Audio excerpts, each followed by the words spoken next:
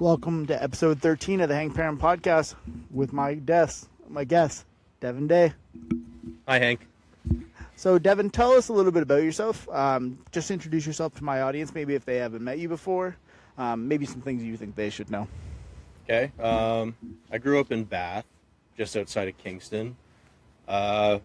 Basically had to bus in for school and stuff because I did French immersion. So I went to school in Amersfoort, then eventually ended up in Kingston at Frontenac. In high school, played like a million sports. Growing up, just played a million sports in general. Basically anything that was a contact sport. So What about non-contact? I did badminton, actually. Oh, really? In high How school. were you at badminton? Terrible. I was not good. A for effort. Yeah, Yeah. that was probably the equivalent to what it was. Yeah. Never once qualified for a single cast of tournament. I just went for the love of the game, apparently. I'm not sure if you know Braden Cordero. Played basketball here, was a QE kid. Okay. Short, had a little bit of an afro, always had a Was it a pick? pick in his hair. Okay. But Braden is a really dear friend of mine. And so Braden played badminton in high school and all 4 years made it to the Just cast. dominated. Yeah, he was a fantastic player. I mean, he's quite the athlete himself. But yeah, no, badminton's an interesting sport. Yeah. One that I've never really gotten into, I gotta be honest. But Well, I just remember, hearing about it. I never went because I didn't qualify. yeah. But KCVI, when they were still at school, they dominated. Yeah, exactly. I guess you could say the same for QE. Yeah. They dominated because they got all the exchange students. Oh. So they had a lot of people from, That makes sense. they grew up with a badminton racket in their hand, just dominating. I did want to touch on something quickly. You said that you grew up in Bath. So what was it like? Walk me through living in Bath, because I grew up in the Heights. Obviously, very different experiences. But I was always interested in that. That was actually one of the questions I had down. What was it like growing up in Bath? Yeah. Well, I mean, if you want to equate it to the Heights, we had 2 prisons. Yeah. Well, hey, you know what? Pretty close. Yeah, there you go. But yeah, Bath, probably when I was growing up, it was maybe a town of 200. Now it's probably up to 5 because they're just flooding it with houses and random stuff. But growing up, it was kind of cool. Obviously, it kind of sucked for me being super young, going to school out of town, so I didn't really know kids in my area or anything. Yeah. But I definitely benefited from it because I kind of learned to I don't know, find happiness and just find your own fun kind of thing. Finding internal happiness, finding. Yeah. Well, you probably were really self-sufficient too. Obviously your parents were both there and everything, but Yeah. you had it wasn't oh, I'm gonna call a buddy to do this, right? You kind of had to do it. Yeah, 100%. I'd fully just go shoot hoops sometimes. Well, maybe not that often, but basically just find my own stuff. I absolutely love. I crushed playing with toys growing up. Yeah. I love doing that. What was And your just favorite creating toy? my own storyline. Any of the Ninja Turtles. Oh God, gotta be. Have you seen the one that Seth Rogen directed? Yes. Oh, it's fantastic. So the funny thing with Seth Rogen, anything that isn't DC or Marvel that's superhero related, he makes. Really, I Yeah. didn't know. Could you? So The is it Boys, just- Invincible, Really? Ninja Turtles, I had he no idea. he does all that. That's his niche right now. Well, shout out Seth Rogen. I don't think he's gonna watch this, but if he does, Yeah, there you go. shout out. He's Canadian. Yeah, you know what, Seth, I'd love to have you on. There you go. Really would. First celebrity on here. I'd be sick. Well, I have Devyn Day on here. I consider him a celebrity. There you go. I Especially in consider the- myself one. Yeah, and you're a Eastern Ontario rugby champion, There you go. and a OCAA gold medalist. I did both at I did both those OFSA things. bronze medal. OFSA, yeah, yeah. I Just did. stack it. I did want to touch on some more of the Bath stuff. I want you to give me you can give me 3 if you want. Best food in Bath. Best food. So, growing up, we had one pizza place, and then probably until maybe a couple months ago, we were up to 4 Wow. for a town of 500 people. Yeah. Because you have You gotta have that, yeah. just the basic Bath pizza shop. Then we Yeah. had the Millhaven one, which was just down the road. Pizza Pie, which was and then McKinnon's also did deep dish pizza for a bit. Really? Yeah. Oh. Shout out to McKinnon. So we just had Shout it out to all. all the McKinnons. They're fantastic. Yeah. Best restaurant. Probably growing up, it would have been J&P's, but now it's Beachside, so they're really good. I Oh, like okay. them. So I haven't had their food yet. Yeah, definitely recommend if you're ever going to like Sandbanks, just stop in there. Well, I stop by there sometimes because my uncle lives there. He lives like you know where the Canada Post is? Yeah. Like he lives. Yeah, right the there. only post office Yeah, in Bath. yeah, I guess. Yeah. We don't have mailboxes on No, our there's house. no, there's not a whole bunch of them. No, we have to get our mail at the post office. Really? I didn't Yeah. know that. Yeah, because it's so small. I guess. Yeah. I That think- makes. Who are you gonna employ in a town? Well, I guess you Oh, yeah. could pay like one. That might be a job for like the township of Bath to be able to Well, like find funding. growing up, I remember Bath wasn't recognized as a town. Really? Yeah, I didn't just know remember that. one person coming to our door and like letting us know, they're like, "Yeah, we're gonna get you guys recognized as like an actual like town." We're like, We're not. "We live here. Like, what do you mean this isn't a town?" This isn't a town. Yeah, it's I've lived here my whole life. Yeah, it was like some person from the, I don't know, it could have been a plot for something. Probably. They just said they're from the government. Probably. Yeah. Yeah, the other food spots would have been like, obviously small town, but like we always had at least one ice cream shop. Yeah. So like I'd count that. Yeah. Yeah, I would count that. And then, actually, we now have bread and butter, so like I'd say them. I went there. I Yeah. went to the one in Bath actually. I Yeah, went there we to. Fun fact: I went to Bath with a couple of my friends, and we were just kind of looking around because I don't spend a lot of time in Bath unless I go to see my uncle. Well, it was my dad, my uncle, but now it's just my uncle. Yeah. But from time to time, I will stop in there, and I keep meaning to stop into like Beachside and all of those places. Yeah. But what I end up doing is I end up going to bread and butter, and I just there was this one sandwich. It was like a churro. I'm probably not saying this right, but churro sausage. That sounds I right don't to me. It's like a sausage and egg sandwich, and it was fucking delicious. But it was $10, and that I'll never forgive them for that. $10 for a sandwich is crazy. A breakfast sandwich at that. Bread and butter, you're great. Do better, please. That fucking $10 is nuts. Well, yeah, they own Toast and Jam too, the one in Kingston. I've Because they're heard that. combined. I've heard that. A bunch of Brienne's family is from here. Yeah. Kimmy, like, unfortunately, they don't live here anymore. A lot of them have separated and kind of went to different spots. Yeah. But her family grew up here, and I guess they used to get, like, the chicken pot pie Okay. from there, from Toast and Jam, and I heard it was very fucking good. There you go. You can swear on here, by the way. This is an explicit podcast. There we go. Thank Well, if you are a younger viewer, please ask your parent permission before watching, because there's going to be cursing in here. There you go. A little disclaimer. Yeah, try to get this gamer out of the way. We're only 6 minutes in, so I figured might as well get that out of the way now. I did have some questions about rugby for you. Okay. Who introduced you to rugby? So it was actually when I was in public school. I don't know why. I don't remember how this happened. I just remember getting a Panthers flyer, and I didn't like have any interest. Like I was already doing baseball and soccer in the summer. Yeah. But like I just was like, oh, like this would be cool. And then like my parents were like, oh, it's once a week, and they give you a hot dog for lunch. So like, I love that. so there you go. It's lunch is covered that day. Yeah. So Free dog on there. yeah. So I was like, I don't know, maybe like 12, going to like QE, which was still there at the time. Yeah. Big And field doing at the that. back. Yeah, like it was just like, it was weird. Like just going there. Actually, funny enough, I do have. So I technically knew Evan and JM before college.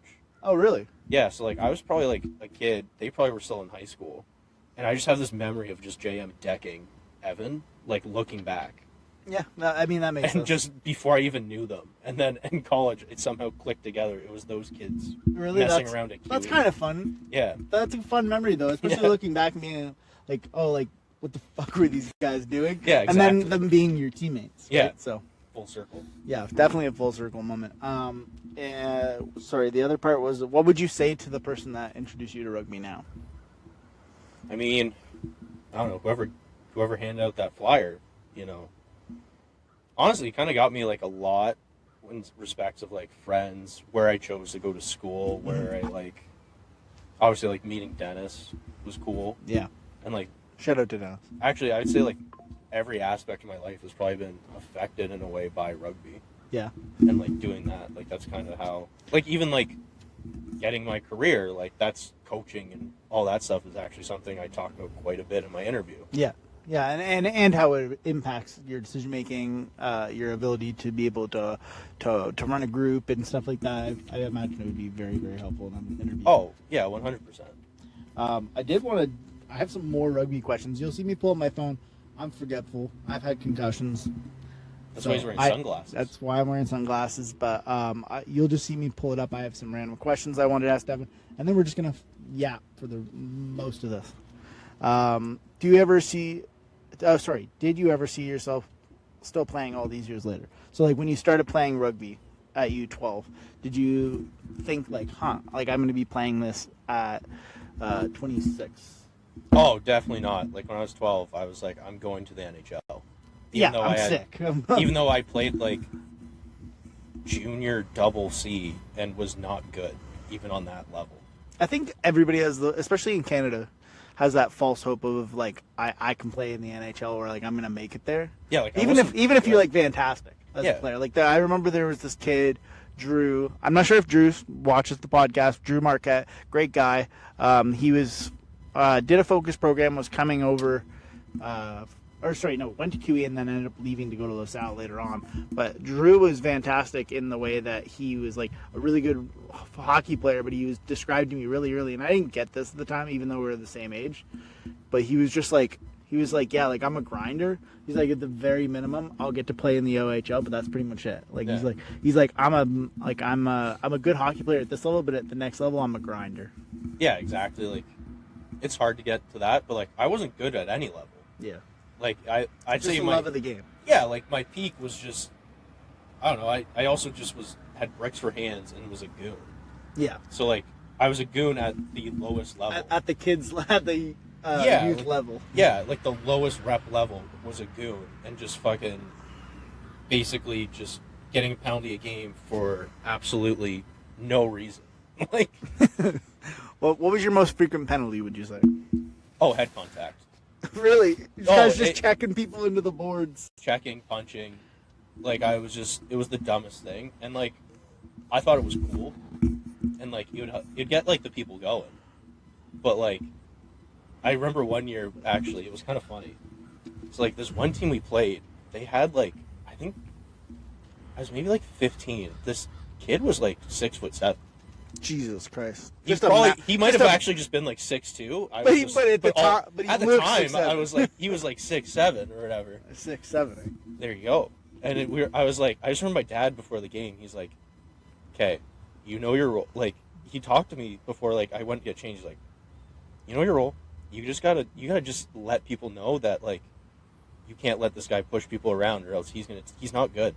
Yeah. He's going to, like, just do stupid things, run around. He's like... He's going to be a bully. Yeah, he's like, you just got to take him out.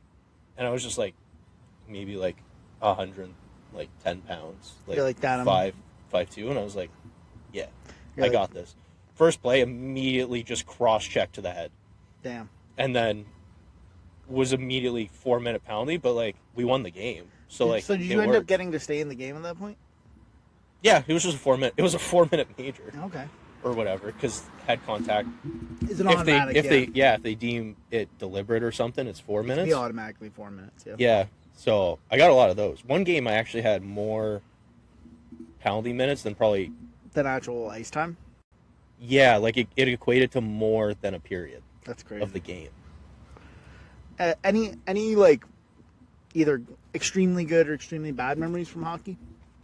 Because like I played house league hockey, but it wasn't anything. Like I was only playing house league hockey because I had the money to play from Jumpstart, and like I played in the Boys and Girls Club League mostly. I only played like I think 1 or 2 years of house league because shit's expensive and my family is poor, so I didn't fucking have that option. But I remember playing even at like the Boys and Girls Club League or the Tim Hortons League, and you know. Hockey was something I had to stop really soon into my journey, probably sooner than I would like have to, but like well, it's expensive, especially now, or if like your kid's a goalie. I couldn't imagine. Fuck. Like $2,000 pads. I was telling Brienne when our kids get into hockey, they're definitely not being a goalie. No, but yeah, like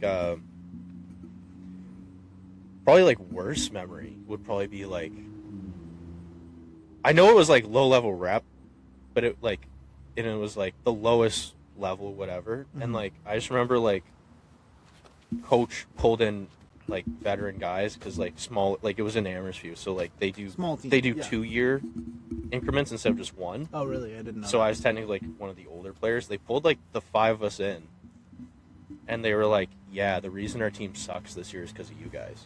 Wow. And we're like, "You guys aren't leaders. There's a reason we don't have an official captain." And like just kind of like just started berating me. I was like 12. Kind of ripped into. Yeah, I was 12 like, I too. don't have leadership skills. I don't know I what don't, I don't know what those are. Like, you have to teach yeah, me you're how to be a basically just leader. like crapping on me for being 12 and Yeah, not for being, not being a complete human being yet. Yeah, exactly. That's crazy. So then I was just like, oh, I really don't like this sport anymore. And it was just like angry. And then that's actually probably where I started getting even more penalties. Well, yeah, because Like it just because I just stopped caring. kind of set you And it off was just too. like, yeah. I basically was just like, yeah, I'm Yeah, just, fuck I don't, these guys. I know this Yeah. season's a write off, but like I'm just gonna rock for the guys. So, it was, So any slightest like thing against anybody, I'm just gonna try and take Yeah. someone's head off. yeah. So was 12 like the cutoff for hockey then, for you at least? I think maybe like 15 was my last year of Okay. rep, and then I did house league, and then that's actually where I fell back in love with just playing. Mm. Which like obviously like again like It's house it's league. like it's like Yeah. whatever, but like the guys there were amazing. My It's dad, more about the fun of the game, the love of the Yeah. game, and having fun, and like obviously you want to win. Every competitor wants to win every game. yeah, and But- then my dad like ended up coaching house league that year, like Oh, that's helping cool. out. So like that's always fun. So I got to like, I love hanging out with my dad. So like that's always cool. Shout out your dad. There you go, Maybe you'll watch the podcast. I don't know your dad's name. Rob. Rob. Shout out to Rob There you Day. go. Yep, there you go. Rob Day. Shout out. Yeah, there you go. He might not. I don't know. Find You out. can always send him the link. There we go. Find out things about me, Dad. Oh, did I hit a button? I don't think so. Oh, should be good. Go. Okay, there we go. But yeah. I know it's hard not to want to touch the button. Yeah, I know. There's so many buttons. I'm like a child. Yeah. Yeah, we're doing a different style of the podcast this time. I got actual mics, so we're doing it like this. Let me know if you guys like the style. This is the way I envisioned to do it. Inside, outside, kind of anywhere, anytime. But yeah, no, it's a fantastic. Yeah. Sorry, you were saying 15 was kind of where you had fallen back in love with hockey. Yeah, like just ripping house league with a bunch of guys, and like the guys there were amazing. So like we were just out there having fun. Yeah. Like it was just about playing. It wasn't No like flying V or no. that'd been I mean, we sick. probably could have. You probably could have. We had a couple big boys. That'd been sick. But it was just so much fun because we're just playing because we just want to play hockey. Like Yeah. no one cares. Like that probably is my best memory. To be Yeah. honest, is just like going out and being like, oh, Just like being like, it's fuck it. it's a game. Yeah. I don't know why these coaches were taking it so serious when Yeah. none of us are going anywhere. Yeah. None of us are going to the NHL, so why are we taking this so seriously? Yeah, exactly. Like there was no. There's no reason for it to be like Yeah. you're not Kobe in the fourth quarter. You know what I mean? Like No, like we weren't even good. We weren't even good at the level we were playing. Like just let the kids play. just let the kids Like, play. jeez. I love that. Man, I love screaming that in the middle of a rugby game. It's the funniest shit ever. Oh yeah. That and sir, Sir, what are you doing? sir, let the kids play. There you go. Diving a little bit more into rugby now, I did want to ask if you had to pick one, playing or coaching. Ooh. At this point, definitely coaching. I absolutely love it. I haven't had a bad group of kids yet, so I can't really say anything like negative about coaching. Like I understand like some kids are harder to coach than others and stuff, and like, but like Some at the end need of the that day- push too. Yeah, but I think I also have like the Dennis approach of coaching, where it's like more of like a friend and like mutual understanding rather than like have power over you. Like I have mutual respect for you. I'm here as a mentor. Yeah, Kind of to help like I'm you, here to help you be better. Yeah, like let's work together instead of me just like telling you what to do. Yeah. So like I definitely find that's my kind of niche. So I think that obviously helps with getting through to a lot of people and kind of like them just like actually respecting you rather Yeah. than you just basically barking at them. Yeah. Yeah. I mean, not like, I've had a few coaches over time. but obviously Dennis is this like standalone for me, and he's the exact example of what you would want in a coach. Yeah. Because of his ability to be able to kind of be serious, but like one of the things I love about Dennis is that Dennis can make a group of men silent by just saying, "I'll wait." Yeah. Right, and like the amount of respect that your players have to have for you, and the amount of like love that they have for you, that they just immediately all go, "Oh fuck, we're messing up. Let's shut up." Yeah. And pay attention to this guy. Like it, immaculate. I also think it's just crazy the amount of stuff he does. Oh my god, yeah, he's never ending. He does everything. Well, like once you find out, you're like, oh yeah, he's a great guy, and like he does like charity work, he does coaching, he does it all. He does counseling. Does it? You just find out he does like something else. Yeah. Like I think it was like one time last year, he was like, oh, can like you just give me a ride to go meet up with like my wife Cheryl or whatever, and I was like, yeah, sure, like not a problem. Like you just need a ride after practice. Yeah. I go drop him off at like the public school she works at or whatever. Yeah, and and I was like, oh, like it's kind of weird. Like it's a Sunday. You guys working? And she was like, no, we're making breakfast for the week for all the kids that like don't have food. And I was like, oh, okay. Like you're just my bad. You're just the best person. Yeah, I was like, yeah. Yeah. Or like just randomly he'll kind of drop on me. He's like, yeah, I gotta go drop off groceries at this house. And I was like, oh, like you're just like helping somebody out? And he's like, yeah, they don't have food. And I was just like, oh, okay. I could always be doing more. Yeah. Yeah, being around Dennis makes you want to be a better person. And every second you're around him, he just makes you better.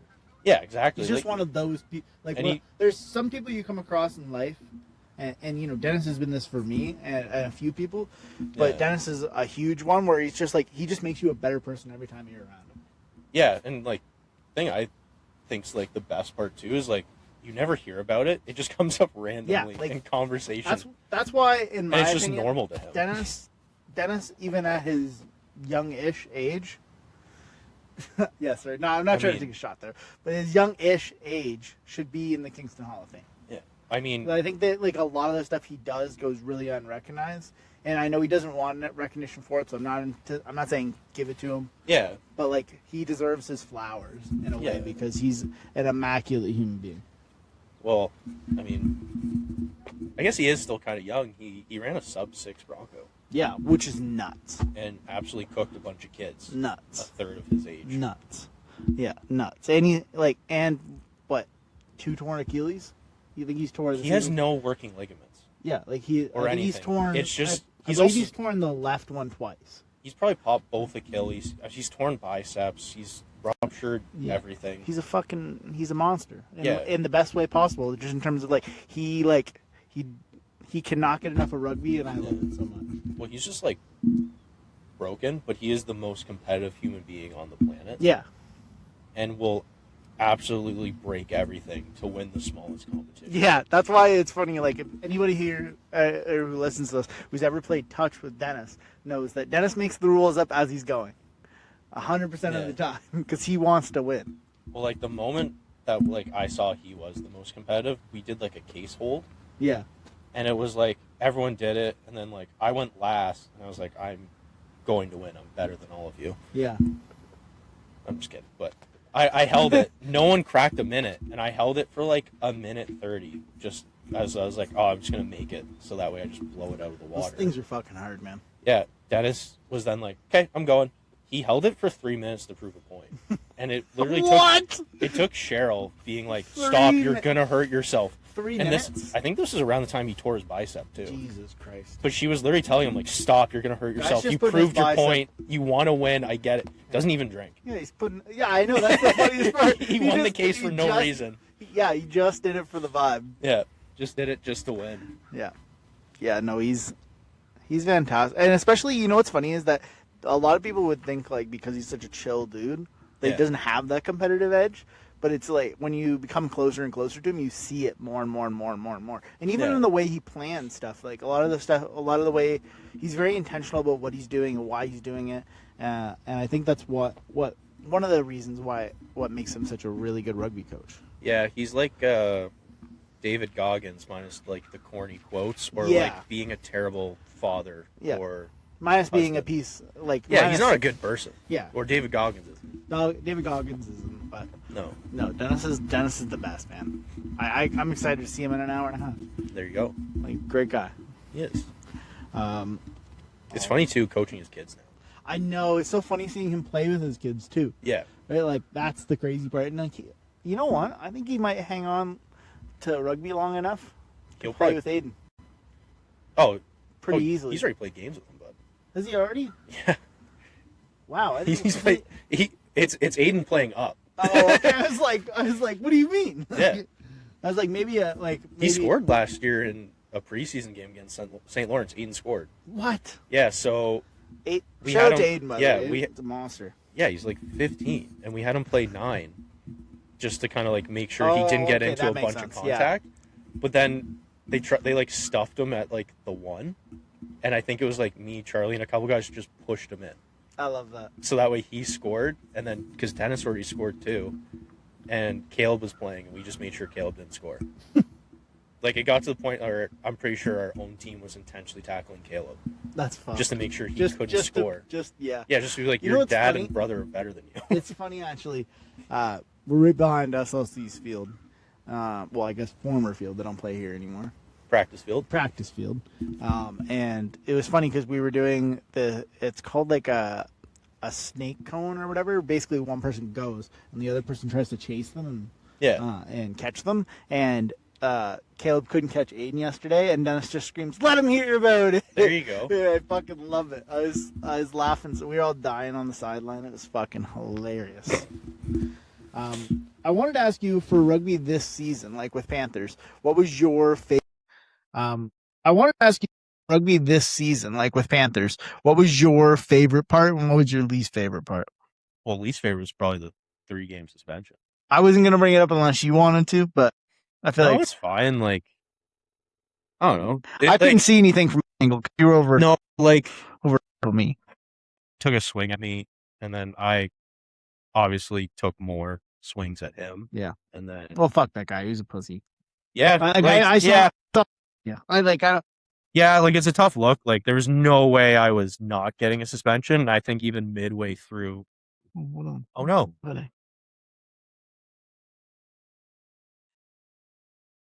Browser not loading. Oh, we're still going. Oh, are we? Yeah. Wow, this would be fun to add in post. Oh, my bad. Well, I'm probably won't edit it. There we go. It's a local podcast. There we go. The bloopers are just left in. Yeah. Well, it said that it's doing it, so I'm just gonna trust in it. There we go. But yeah, it was basically what ended up happening. Like midway through, like probably 4, I was like, yeah, I'm getting a red, and then just kept going. Yeah. But it was whatever. It happens. Yeah, I mean, like it's part of the game, right? Like I've gotten a red card before. I think the most recent red card I got was there was this would have been I think in U18, but there was this kid who he went to sidestep me, and instead of sidestepping, he kind of like jump hopped into it, and then I dumped him. But the way I dumped him was before the rules had changed, so it wasn't like an intentional dump. It was because he kind of hopped to the side. No, that I ended up in a position where I dumped him. But I remember I got a red card, but they never filed it, so I got to play the next game. That's why you got to make sure you do your paperwork. Yeah. What was your favorite memory from this season? Probably kind of winning. Obviously, but like it was just like I figured it was, but there was like a funny moment though, because I think like the game just kind of ended. Me and Dusty just kind of looked at each other and we're like, we did it. Yes, sir. And now we can just retire. Would you? No. That was one of my questions. It was just kind of like when do you think you'll play until? Hypothetically, obviously, like if things are bound to change. Like obviously, like I can see myself like slowing down a bit within the next few years, and like because it is like a huge commitment. Yeah. But like just branching out and like doing a few different things at the same time. Yeah, of course. But like obviously, I'm still gonna coach and everything, dive into that even more. Mm-hmm. But like, I think it obviously is like it's cool seeing guys like the Sheps all play together, like with their dad. Seeing Dennis play with his kids, seeing like Shaggy play with his kid. So it's kind of like that'd be like a cool moment to kind of have. Yeah. So like I don't know. I don't think I could hold on that long. Maybe I'll be like 55 playing with my child. Maybe I don't think my body will hold up that long. You know what? You could pull his head and take 13 years off. That's true. That might be the move, honestly. Just fully No, recover. but I think for me, it's just like I'm really interested in playing. Really, like this year was me just like let's get back, let's get healthy. Yeah. Let's actually play a full season because it's the first time I played a full season since 2022. Yeah. So like let's play, let's get healthy. And then this year and going into next season will be about like, let's get ready. Let's get dialed in. Let's be fucking exactly where we want to be. Yeah. Come the season. And I think part of it too, for me was just that, I just wanted to be able to play. I just hadn't played rugby in a while. Well, I think the best route's always like, if you still love the game, like coaching. Yeah. Is the biggest one because you're still in it. It's a different love for it. And at the same time, like it's like you very much are still in it. Yeah. And like doing all those things. And like it's cool seeing the moments where like you see things like for a kid. Mm-hmm. Or like you see when that like their wins finally. Their wins are kind of like this sounds stupid, but like their wins are kind of like your wins. I don't think that sounds stupid. That makes sense. And it's like cool to see those moments because it's like, yeah, like obviously 100%, like I would say winning it as an athlete feels way better than as a coach. Mm-hmm. But at the same time, it's cool seeing those people live that moment. Yeah. And being like, living vicariously through them, basically. Yeah, in a way. But like, that's probably like my recommendation for things. And then I know you're helping out now with St. Lawrence, but like, I think I have a coach in the past, and the reason I haven't done it more consistently throughout my 20s has just been the not driving. Now that I drive, it makes it a lot easier to commit a bunch of time. It's actually funny because one of the guys I met was like, "Hey, why didn't you come out and help out last year?" And I was like, "Well, I just didn't drive." Like, so it was a big commitment for me at the time. I was just starting a new job at BGC and everything like that, and I didn't drive, so it was a rather lengthy commitment in terms of like getting here from BGC at that time, and especially with the timing just didn't work. And then like an hour and a half trek home was not the move. Yeah. Right. Whereas like now I drive 20 minutes, I'm home. If you want to get more involved in coaching, Frontenac's right by yours. Yeah.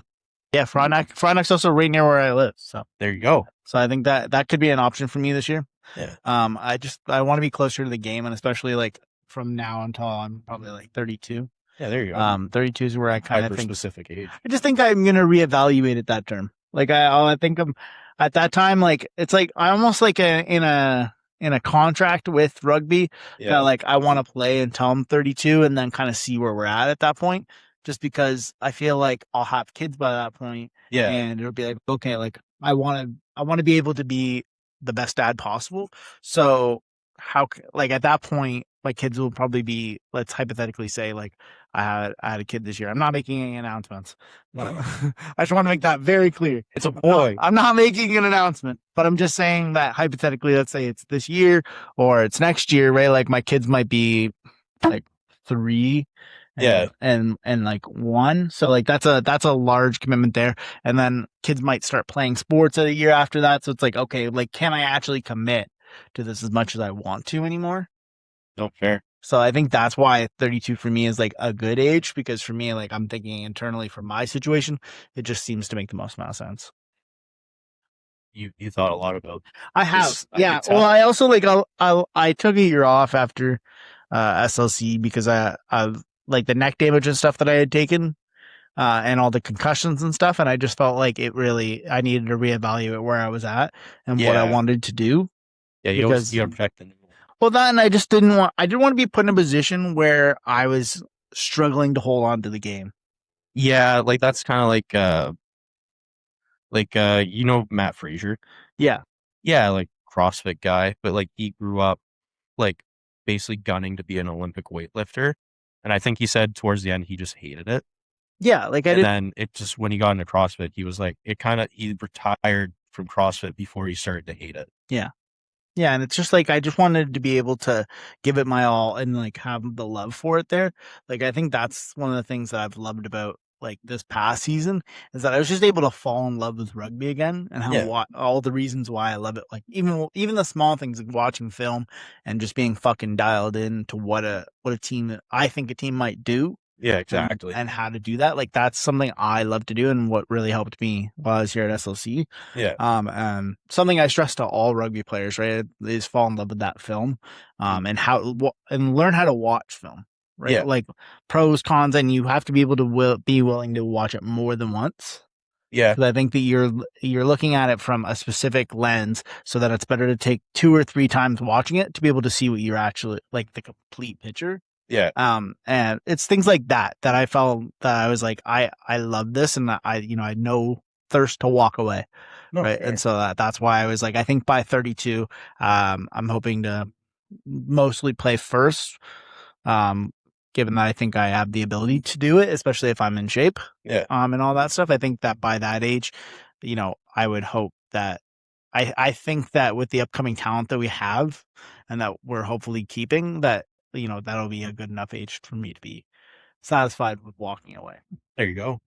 I have thought a lot about this. Yeah, I was gonna say. I think this is the first time I've actually ever talked about it. There you go. Well, you could also just play Old Boys. Yeah, I could. It's one of those things where like it'll be a part-time requirement after that for me. Yeah. Like I guess that's the thing for me. I'm not saying that I'm going to walk away at 32. Like there's no guarantee for that for me. It's just kind of like reevaluating. Yeah. Okay, so like my kids are 3 and 2 or whatever they are at this point. They're going to start playing Timbit soccer, whatever, Timbit's rugby soon. Yeah.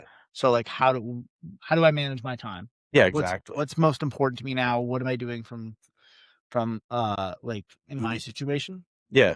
And Brienne has been very patient with me in terms of playing rugby because she's not that she doesn't like rugby, she really likes rugby, but she like it is a commitment. It is a very big commitment, and I dedicate when I dedicate myself to rugby like that, I dedicate a lot of time to rugby. So I think it's really important that there's parts of all of the years that I play, she gets a lot of it, and especially like after St. Lawrence, right? I had said, oh, okay, I might walk away, go out on top. Yeah, like I wasn't sure like what to do at that point, and then when I remember I came to a Panthers game in one of the party shirts that we had gotten. Yeah. On my year off, and I was just like, this looks like so much fucking fun. And I was just like, I don't think I can do it. I don't think I can. Because at that point, I got the juices back that I knew I probably wanted to play. Yeah. So, yeah, I think that's where that number comes from. What's part two? Like, it's at the end of the day, like it's beer league. Like you're just playing because you like playing. You want to hang out with your friends. Love of the game. Yeah. But as I got to the end of my time at St. Lawrence, it's not that I loved playing. Yeah. But it was like I had been injured so much. I like, especially in that 5th year season, like got knocked out, had whiplash in my neck. Yeah. Was like, Brian was helping me get up sometimes in the morning. And like, I'd kind of look at myself and really evaluate what was important. Well, I think I've been pretty fortunate not to really, I don't know. I probably had a concussion, just didn't know it. But like, probably been pretty fortunate not to have too many injuries or like anything like serious, I guess. Knock on wood. Yeah. But like, I think like a lot of that probably for me comes back to like just being a meathead. Yeah. So just probably like just a little bit of armor or something. Well, it's also probably a little bit of like push through, like being a strong push through kind of athlete. Like I feel like I've never really seen you come off the field unless you were kicked off the field. I mean, fair. I mean? I feel like you're like a very consistent, like I'm gonna be here no matter what fucking happens during this game kind of player. I think that has a lot to do with it too. Like I think I'm just too dumb to notice when I'm hurt. I don't think that. I think you might just be. I think you probably just do a really good job of like, oh, like I can just worry about this later. Maybe, yeah, that could be part of it like, too. I don't know if it's like, I don't think it would be. I wouldn't say it's that you're too dumb. Yeah. Or whatever you said. Like, I don't think it's that. I think you're a really smart guy, but I also think it's just like you trick your brain into thinking like, fuck it, we can just worry about it later. Yeah. No, it's fair. Which I think that's a huge asset when you really think about it. Some people get hit the wrong way and they're like, I just can't do it. They're just done. They're done. right? Like, and there's nothing wrong with those people. Take care of your body. I'm not Yeah. and say doing don't. I'm just saying that some people have that innate ability to be able to push through, Yeah. and keep going. I'm not even through half my rugby questions yet. Oh my goodness. Most rewarding moment you felt as a coach. These are Most just rewarding moment? yeah. I think I have a picture of it. It was pretty cool because it was kind of like a full circle thing. Because like obviously the year we won in college, it was like I think it was like right after the game, I ran up and like jumped and Dusty picked me up, and it was kind of like that was cool. And then I think it was like maybe my second year coaching with St. Lawrence. It was like I now live with Brady, like one of my closest like best friends. Shout out Brady Fawcett.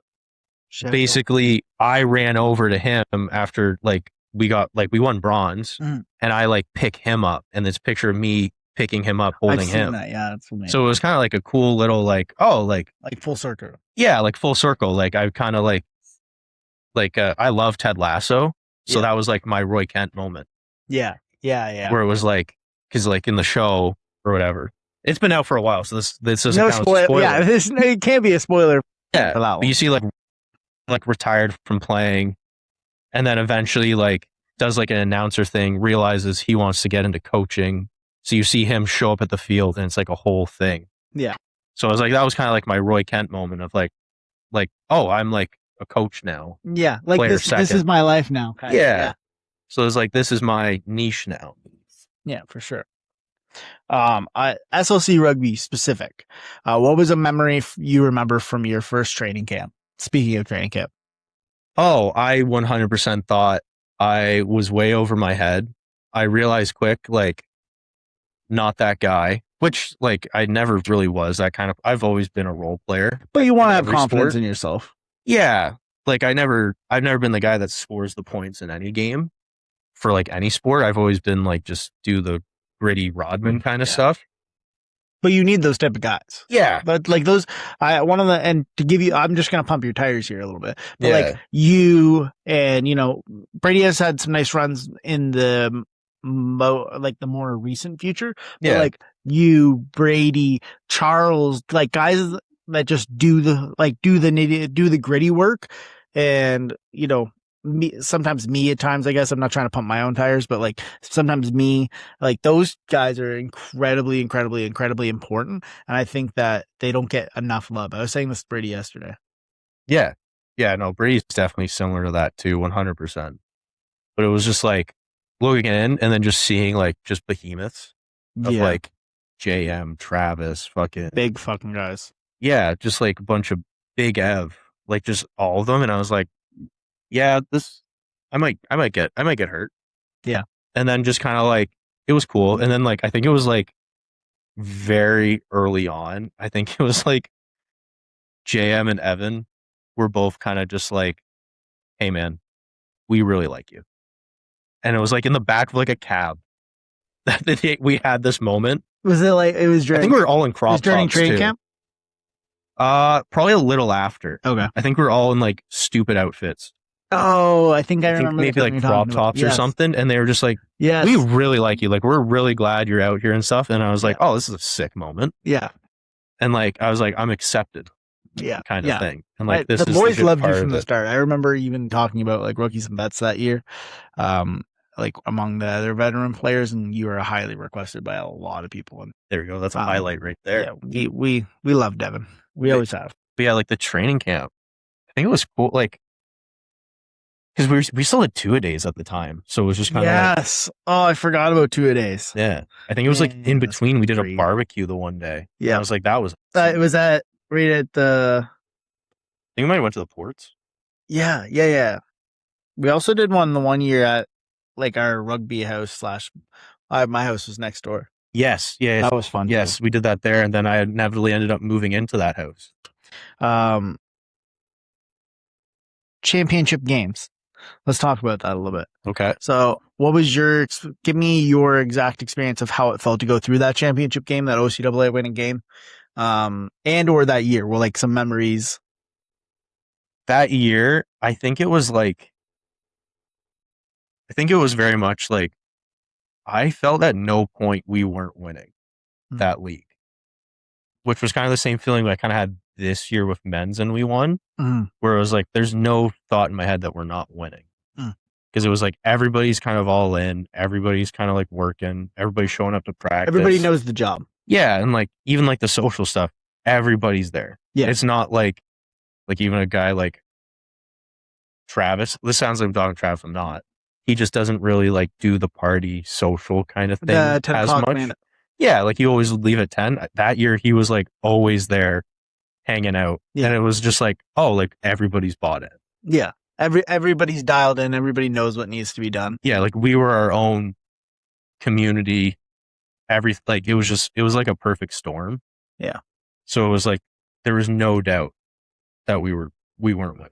Through the championship game, there was still no doubts for you, or none. I was like, we have this. Like even like I think it was like a tied game or whatever, and then you see like Adem blocked the kick, Charles dives on it. It was fucking like SLC heritage moment. Yeah, it was like I knew the entire time. Like once we scored that, like, you know, obviously there was still some close moments in that game. I'm not gonna deny there wasn't. Yeah. But after that kick or the block and the score, like I just kind of felt like it was destined. Yeah.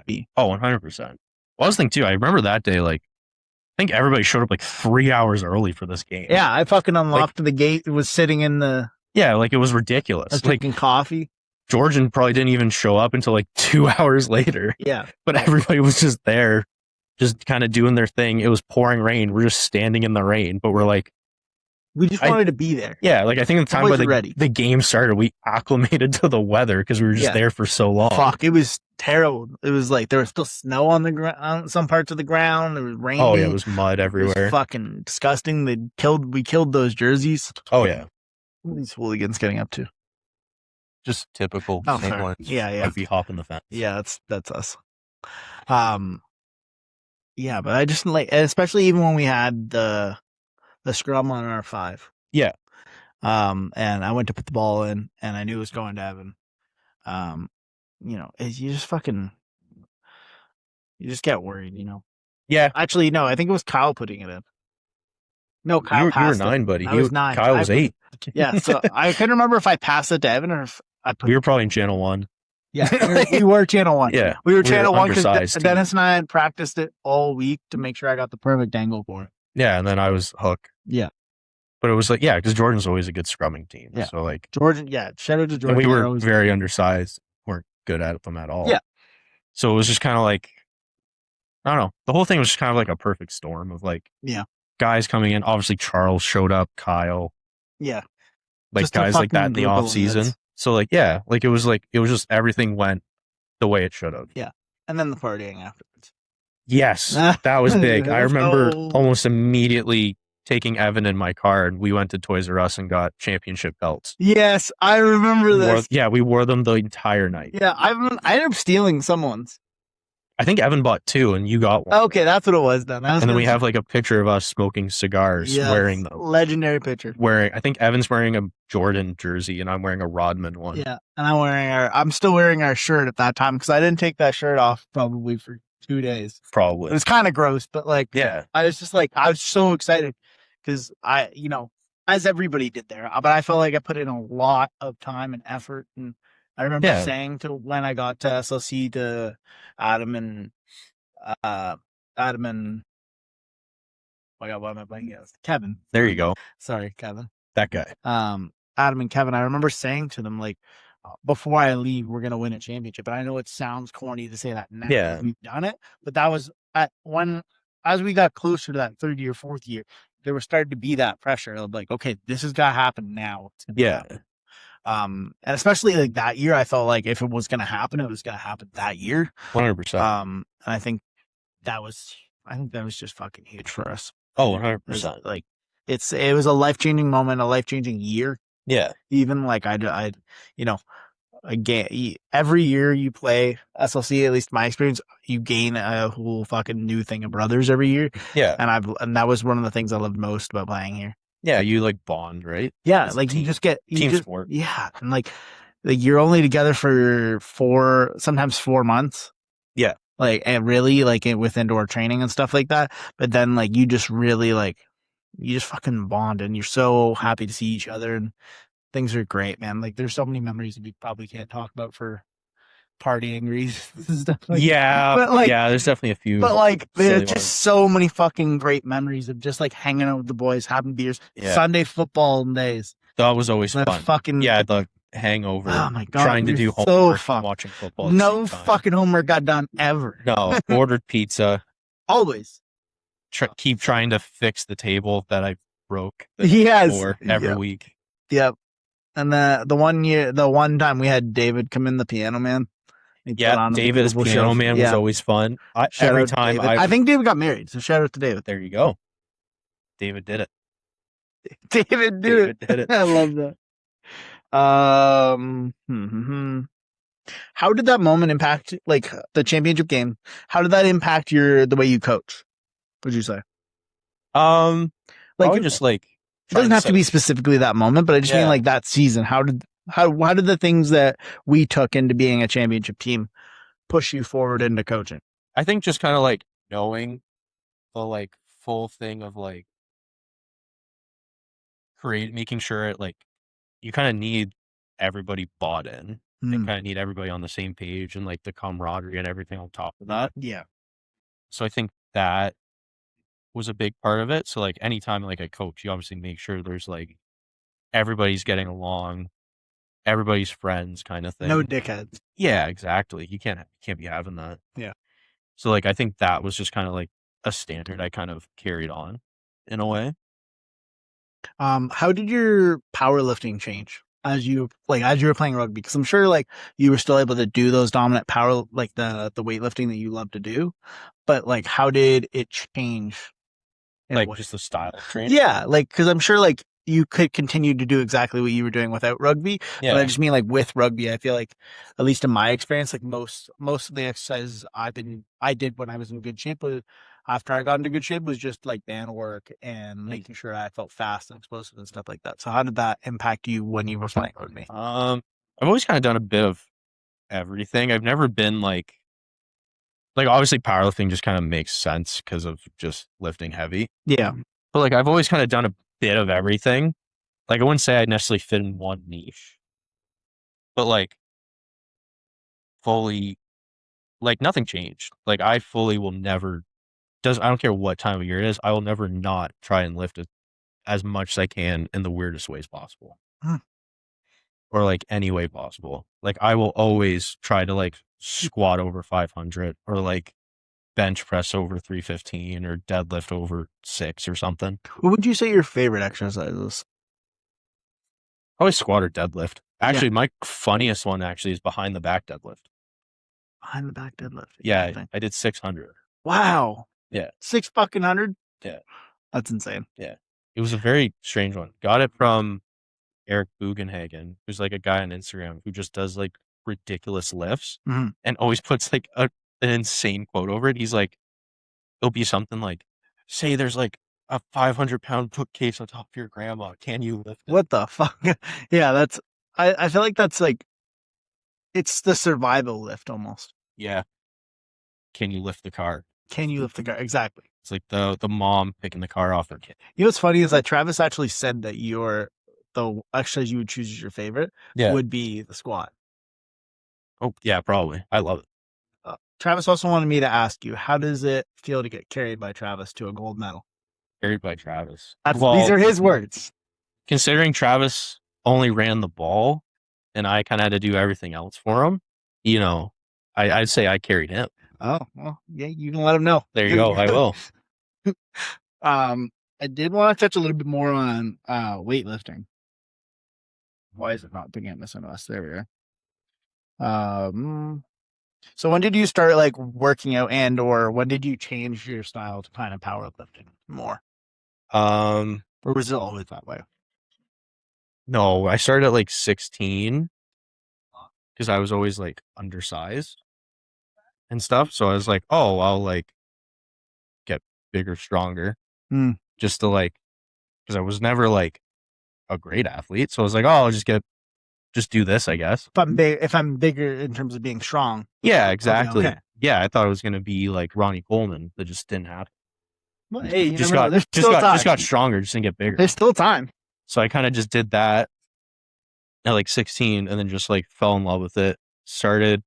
Went to like ended up. My dad noticed I was interested in it. I was going like 7 days a week, Mhm. and like literally, my parents got into exercising because they were like, "Oh, we got to wait for you at the gym anyway, so we'll just go in." Started at Planet Fitness. Literally just did 5x5 on everything, which makes no sense, but it worked. At the time. Yeah, it made sense at the time. And then eventually started going to Mercury, where the guy that runs that gym, Jeff, trained me for like a bit. Mhm. And then eventually I ended up going to like the Iron King, which is owned by Arthur, who great guy, Shout out to super Arthur. nice. Yeah, Yeah, very- he coaches like Grenz, and like I think he's equipment manager at Queens Yeah, now. yeah, he helps out with Queens too. Yeah. Unfortunately, that gym's no longer around, but it was great. Like they were always like super nice and friendly to me. Yeah, yeah, he's They a were fantastic guy. Yeah, like they ran a powerlifting meet, and we're just like, "Hey, you want to do it?" And then apparently that was enough for me to do my first meet Mm. at like 18, and then did that. Pulled 500 was probably the coolest thing I did there, and then just kind of kept it going and started college.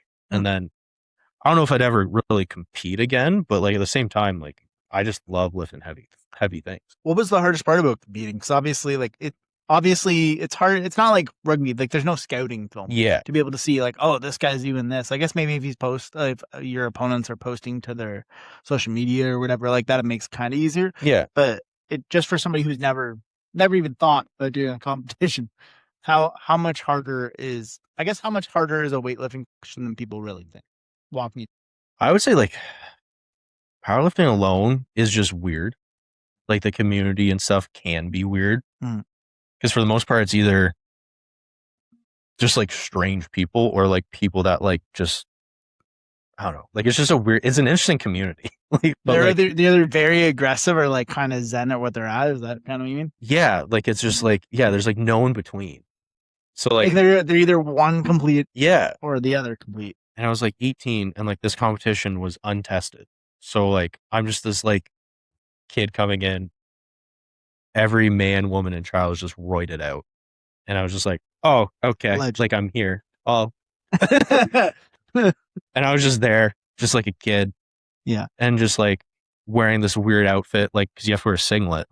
Oh, look, kind of like wrestling. Yeah, and they're like, I think it was like all the weird like little things I didn't know about leading up to it that I just kind of would find out about from people. So it was like leading up to like, yeah, you can't wear boxers, and I was like, well, I was like, what do I wear? They're like, well, some people like just put it in a sock, or they wear like tighty whities. I was like, I'll buy a pair of tighty whities. I'm not putting my thing in a sock. Yeah, like I'm not doing that. Yeah. And then it was like, they're like, yeah. And then I think it was like leading up to like, yeah, you should take like Imodium leading up. And I was like, What's Imodium? what's Sorry, I'm not Imodium? familiar. Yeah. Well, I didn't know either at the time. And they were like, it's basically if you have like bad diarrhea, you take it so your body shuts down your ability to poop.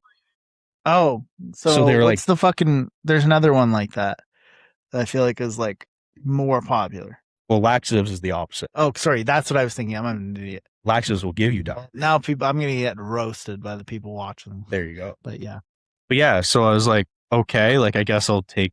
I'm just trusting all these people too. Like I have no clue what if they're talking about. And are even these makes people sense. you trust, or just like are these just like people who also maybe compete? Or It was people at the gym that like, because it was a great community. Like I met like a lot of really great people through that. Yeah.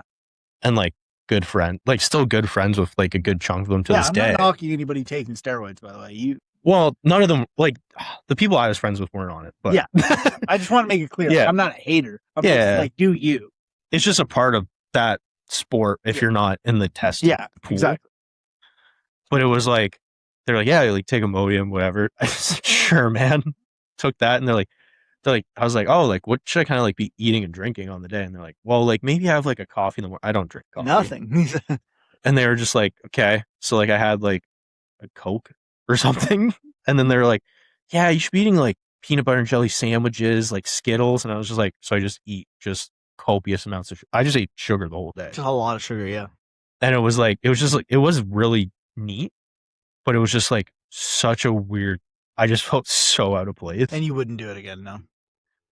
Like Like, hypothetically, if I did, like, I'd probably have a different approach, or like actually go through the process of like having like a handler, which is just like a buddy for the day, and like I'd actually probably do it the right way instead of just like, well, I actually would know what to do. Is probably Yeah. a better way to put it, instead of Well, just going in like like eyes closed, head down, can't lose. Yeah. Which is basically what I did. Yeah. And just was like, any piece of advice I could get leading into it, I just took. Did you do well, or was it like I did middle of the pack, or like I was good, or I don't know. I hit all the things I wanted to. So like I was like 18, maybe like 170, 165 for that comp, which the weigh-in part for that also weird. You just go into this room alone. There's a chick in there staring at a laptop, and she like turns her back and is like, step on the scale and it'll show up on the laptop. And she's like, yeah, like you can take off your clothes or whatever if you want to. I was like, no, I'm good. I'm all right, man. I'm good. And so I just step on the scale. That's funny. But it was just like, yeah, I hit all the numbers I wanted to. I have no clue where I placed. I did the heaviest deadlift and squat for like my group I competed with. Okay, that's cool. But like overall, I have no clue how I did. Mm. So I did like, 250 bench, 407 squat, which that means nothing.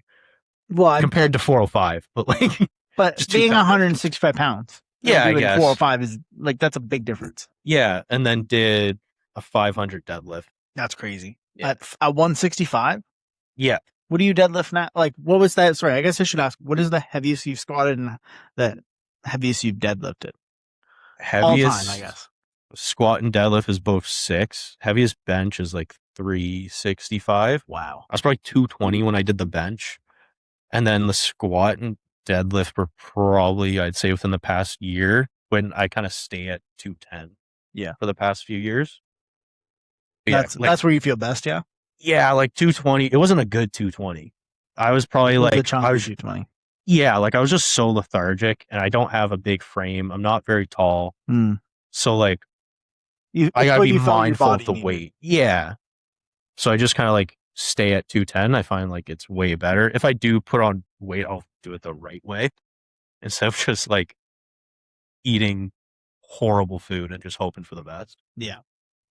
A couple more questions I have for you for powerlifting, and then we can get into just yapping and or some other questions that you might have for me or I might have for you. What would you say is the key to consistency in the gym, in your opinion? Just go. Like literally stacking days.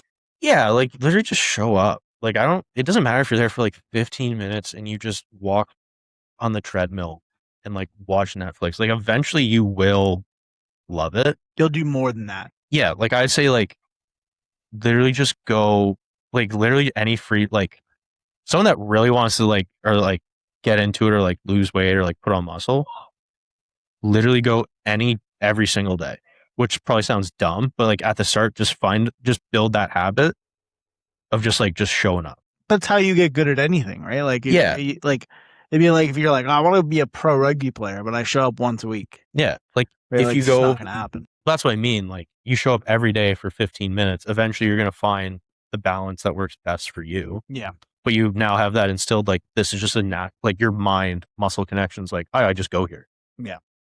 I definitely try to do at least some lifting every day. I have some weights and stuff in my house that I at least try to lift if I can't get to the gym. Yeah. But I think the thing for me is hard. It's hard finding that time. Yeah. It's like the actual time to go to the gym. But I'm not facing any excuses. Yeah, it's something that that's one of the reasons I ask, because personally, I also want to get better in the gym. So, yeah, but you're also a homeowner. Yeah. It's a little different. Yeah. Shout out. My first podcast is a homeowner, even though I'm not filming it at my house. There you go. But yeah, like I would literally say like the biggest thing is just like tricking your brain.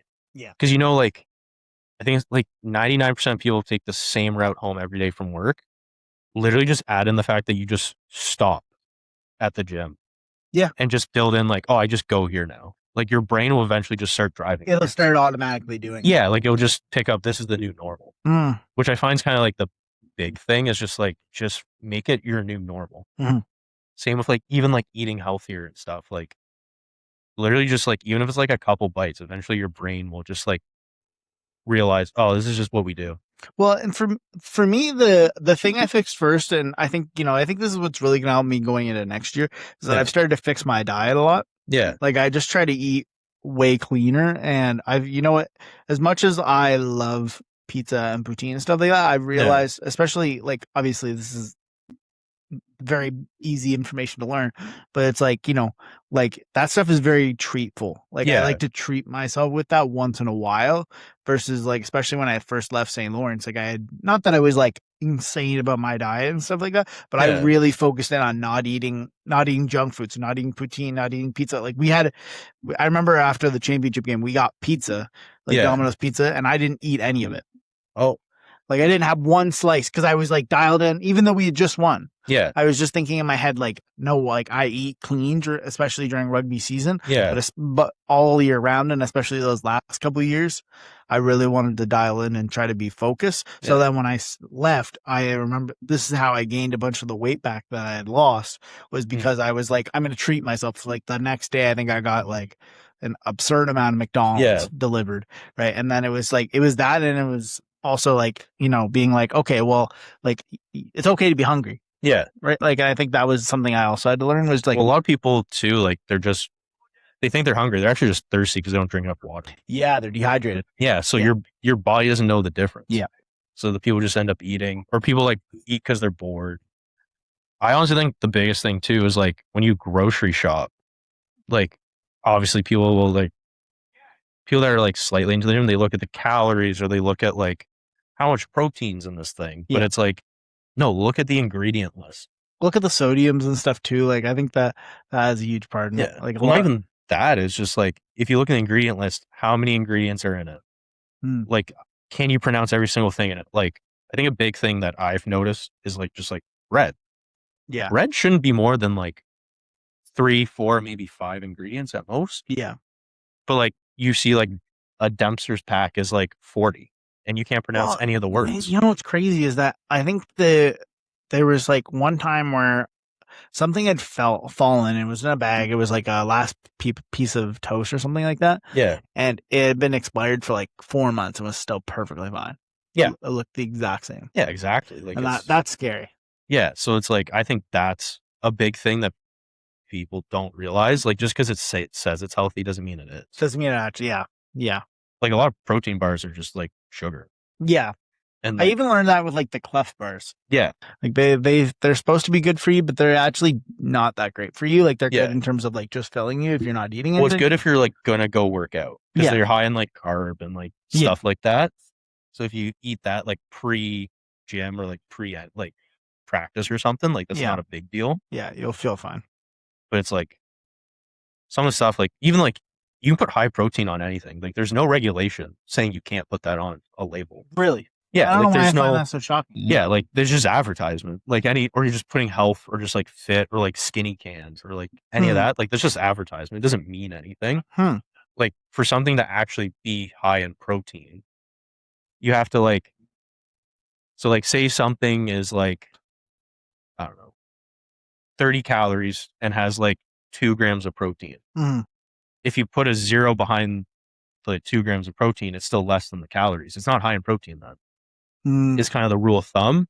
But if something's like, oh, it's like 30 calories and it says it's 4 grams of protein, you put a 0 behind the 4, that's 40 grams of protein. It is high in protein. You're spitting bars right now. Yeah, like that's kind of like I'm not gonna lie, you're blowing my mind a little bit.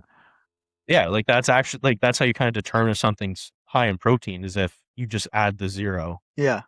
Is it now more? Interesting. Interesting. I've never thought about it like that. Who gave you these tips, or do you just learn this stuff? You're just curious about food? Yeah, like honestly, the diet food stuff is kind of something I've kind of been reading up more for over the past few years. You get curious as you get a little bit older. Yeah, well, because it was just like because that's the thing too. Like I'm a shift worker and stuff, so it's like obviously like like sleep can't always, like how can I maximize sleep when I do get good sleep? How can I maximize food and not have cravings and stuff? Because like, this is gonna sound, I'm not shitting on my family. I would say most people in my family, as they age, do get very out of shape and do put on weight. Hmm. Obviously, there's a lot of people in my family now that are noticing that and exercise and like eat cleaner. They're making a really big effort Yeah, to be more I don't. to exercise more. Yeah, but I understand it's easier to stay in shape than to get in shape. Yeah. So it's like if I can like get ahead of these things, then like why not? Yeah. Kind of thing. Because I do love being busy, exercise. Like on any day, I could confidently be like, yeah, I can go work out, I can go run, I can do whatever. Yeah. I don't have to like prep for it. Yeah. It's not like something you have to get ready for. Yeah, exactly. Yeah. I did want to ask, how has lifting, changed your life? Probably the same as rugby. Like it probably just affects every aspect. Mhm. Like I think a big part too was actually when I was like in like I don't know, I guess like police academy Mhm. leading up to like stuff. They were like, it's like I don't even realize it 90% of the time, but like when I was there, they were yeah, like 85% of all cops develop severe back problems and like hip problems and all this stuff. And they're like, raise your hand if your like back and hips hurt. Everybody in the room raised their hand but me. And I was like, I have no issue wearing this equipment. Just because of like I The shape. probably just like Yeah. just like just like years of like like everyone says like don't work out your lower back or Yeah. like your glutes and all this stuff because it's like, oh, you'll hurt yourself. It's like, no.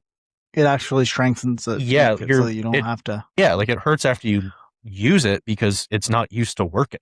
Yeah, but if you get it used to working, Yeah, it will just do it on its own. So like it's a good way to look at it. Yeah, like so like I haven't really gotten any like crazy soreness from any of that stuff. I maybe get like the hip flexors get a bit tight but I know I do it to myself if I sit too much at work. Yeah.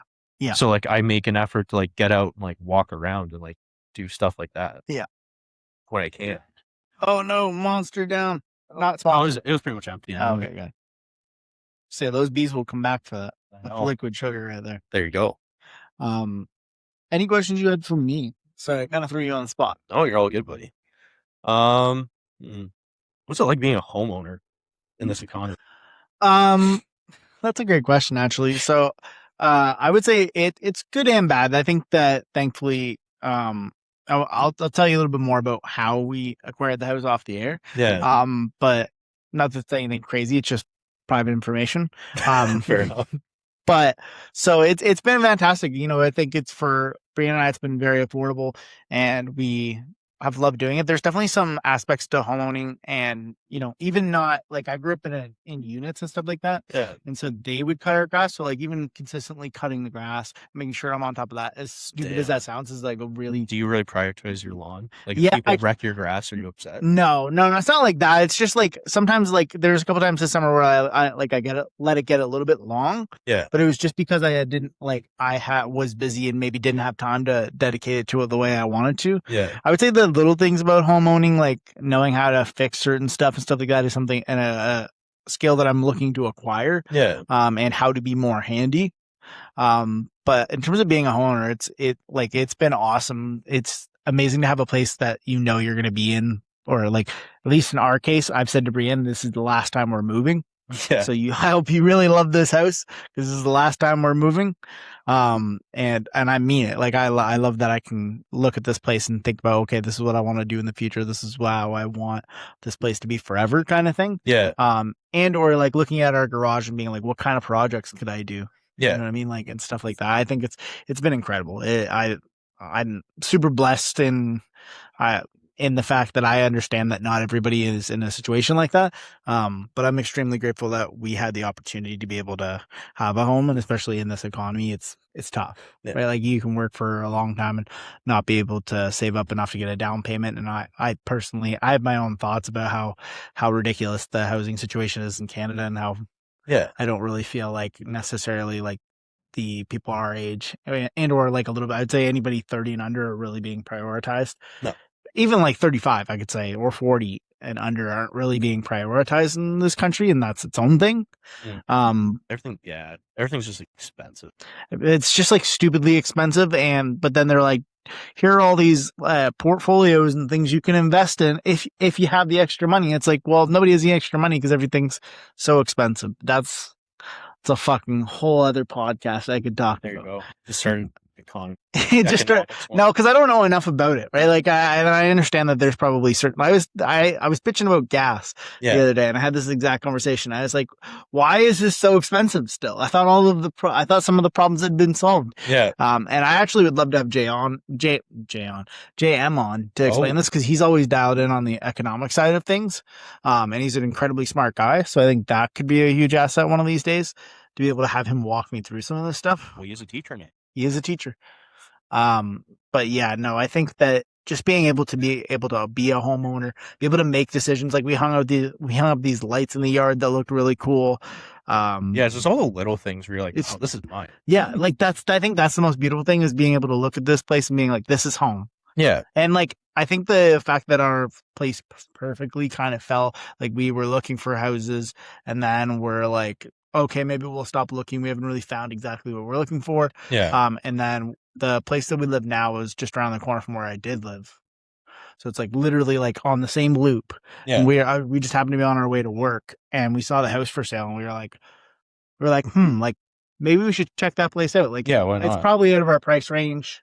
Yeah. But like, let's take a look. And then we went to, and we found out how much it was and looked it up and just kind of lucked into the perfect time. Shout out Jesse Topley. He was our real estate agent. He was fantastic. Like young, energetic, does his homework, like a great guy. So I highly recommend him to anybody looking for a house. He's a fantastic dude. Like, and like how do I put this? He made his money in that, in helping us. Yeah. But like, it wasn't like outrageous in terms of like fees and stuff like that. He's a really great guy. And so he showed us the house and it was just like kind of everything we were looking for. And you got the hot tub included. There you go. Which is that's always a huge W. Yeah.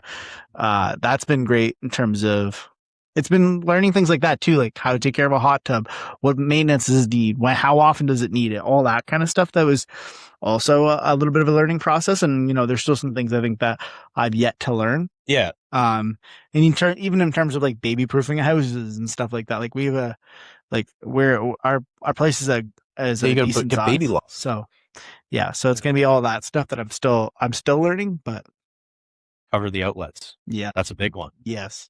Remember that. Any other questions you had for me? What kind of inspired you to get your career, like the one that you have? Honestly, it was the opportunity that I have now was just out of the blue. My buddy had applied for the job that I have now, but he had taken a different job at Home Base Housing, but he had recommended me for the opportunity. He was like, I think you would do great in this opportunity. And I think they're looking for somebody exactly like you. And he referred me. And I did the interview. And as soon as I walked into the place, I just kind of felt like this would be a good spot for me. Yeah. And I could do a lot here. And I think that's continued to be the case. Is that it's just an amazing place. And I'm so happy to be where I am.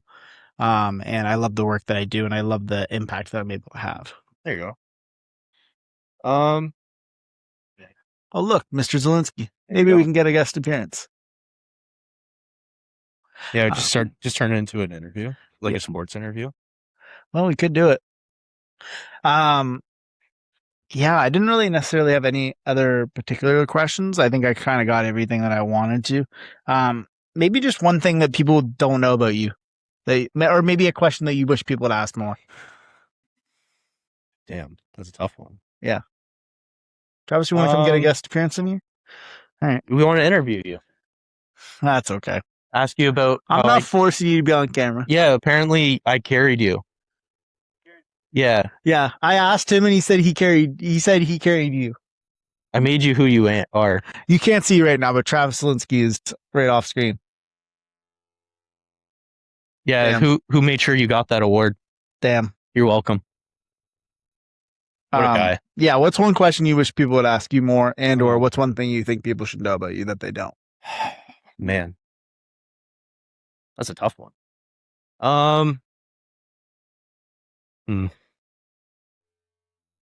It is a tough question. I know. I put you on the spot a little bit. That's crazy. I mean, I don't know if there's anything necessarily in particular I can think of. That's a tough question. Hmm.